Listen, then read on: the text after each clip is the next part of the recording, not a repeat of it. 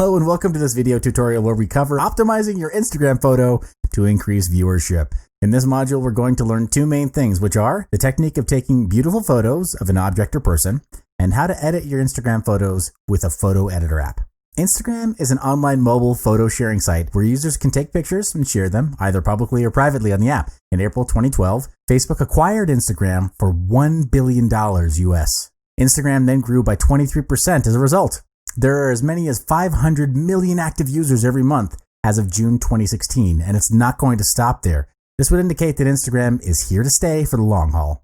As Instagram is a photo-driven sharing app, the strategy here is to get as many views on your uploads as possible, and this is done primarily through optimizing your photo. Normal and bland photos do not quite do it these days because everyone is doing it and audiences get desensitized. A normal bland photo could easily be ignored and overlooked just by scrolling through. Photos need to be taken creatively and have visual pop to cut through the noise created by other photos. This is achieved through photo optimization.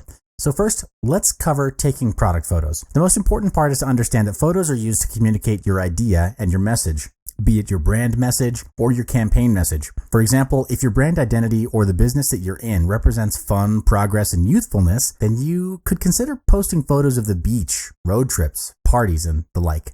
Similar if your brand has the elements of authority, leadership, and poise. You should consider uploading photos of people in suits and ties, gala parties, wine, and other similar associations. The point is, you need to be sure of the three keywords that represent your brand or business to have these strategies and tactics work best for you. Now back to optimizing your photo. The first thing you need to take note of is the background.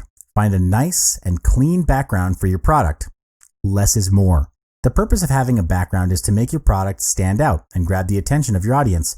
It's okay to have a clean and simple background because the spotlight is on your product. Also, you can consider having contrasting colors as your background. For example, your product is bright yellow in color. A plain black or white background would be the best choice. You don't want to bombard your audiences with too many colors on their Instagram feed. Next is the composition of your photo. A good composition makes a huge difference in your photos. The first thing to take note of is the, quote, breathing space of your photo. Imagine if you walk into a storeroom that's small in size and packed with stuff. You'll definitely feel cramped as there's very little space for you to move around. The composition in a photo works much the same way. Leave sufficient, quote, breathing space in your photo so that your viewers get the message immediately unless cramped up photos are intended and may be part of your brand's expression. The way you place your product is important too. There are two ways that you can consider. Organized or casual. In organized, place your products in the middle of the frame to make it the focus point. You may also consider placing your camera on top of your product to create a top overview. This is primarily used as a product profile shot. It's clean, neat, and has a simple background. In casual, it's an extension of organized, where you place the product in its natural setting and how it's intended to be used. For example, a product like a bed sheet is taken in a room, set up just like how it's supposed to be used. The tricky part is you don't want to overdo it and make it look messy.